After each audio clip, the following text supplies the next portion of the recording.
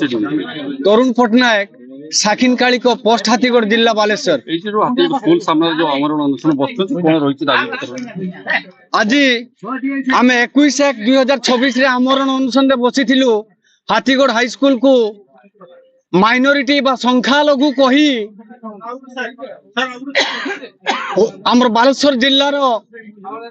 शिक्षा विभाग रो प्रशासन बा डीओ महोदय सी हाथीगढ़ हाईस्कल प्रति एवं शिक्षक नियुक्ति प्रति ध्यान न दे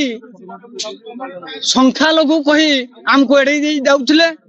से फल आम समस्त हाथीगढ़ हाईस्कल डॉक्यूमेंट धरी आम 21 एकरे बसी पुणी तहसीलदार महोदय एसडीपीओ जलेश्वर महोदय से कथा को समाधान करिवे बोली आमको लिखित आकार देइथिले। लिखित आकार नदेला बेल को आज आम आमरण अनशन बसी तापर डीओ महोदय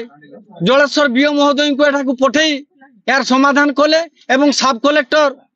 डीओ बालेश्वर एवं एसडीपीओ जलेश्वर रायबुनिया थाना आईआईसी मैडम समस्त आसी लिखित प्रतिश्रुति देला परे आगामी रविवार तारीख हूँ 8 तारीख दिन 11टा बेले हाथीगढ़ हाईस्कल रे समस्त प्रशासनिक ऑफिसर एवं अनशन अंशग्रहण करिथिबा 5 जन अनशनरत व्यक्ति एवं एसएमसी रो समस्त कमिटी सदस्य तथा ए हाथीगढ़ हाईस्कल निमंते जो आदिवासी माने उपस्थित अछंती सेमाने मध्य से दिन उपस्थित रही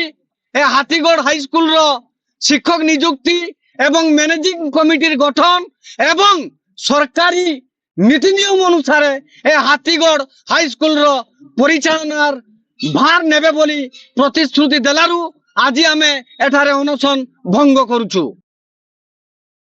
जगबंधु जेना बीओ जलेश्वर सर आज हाथीगढ़ हाईस्कल को आसते जो 3 दफा दाबी नहीं अमरण अनशन बसुँच कौन कहे कौन निष्पत्ति ने जो प्रकार दाबी से से उणा अधिका सबुगुड़िक भितर किसी लेजिटिमेट रही तथापि विभिन्न दृष्टि आलोचना करने पड़ो कारण अपोजिट पार्टी से डॉक्यूमेंट देखिए कहीं माइनोरिटी बोली कहुच्छी किमती कौन है आउ कहीं यूडाइस माइनोरिटी बोली नाही तेणु ये जिनस गुड़िक विषय से जो प्रकार बसी धारणा आउ से धारणा आज मु सब कलेक्टर सार एवं डीओ सार सहित आलोचना करी एश्योरेंस देली एवं डेट आनिली जे आमर आसंता 8 तारीख रविवार दिन 11टा बेले स्कूल भितर बसिबा समस्ते एसडीपीओ सार आईआईसी मैडम अच्छा समस्ते बसवे आउ बसिक निश्चित भाव किसी एमिकेबली सॉल्व हम एवं निश्चित भाव भल रिजल्ट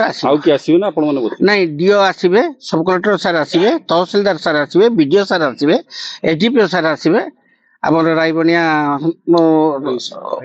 आईएसी मैडम आसवे तेणु समस्ते सबू ऑफिसर आमर ए प्रति संवेदनशील समस्ते जानते निश्चित भाव से दिन बाहर निष्कर्ष।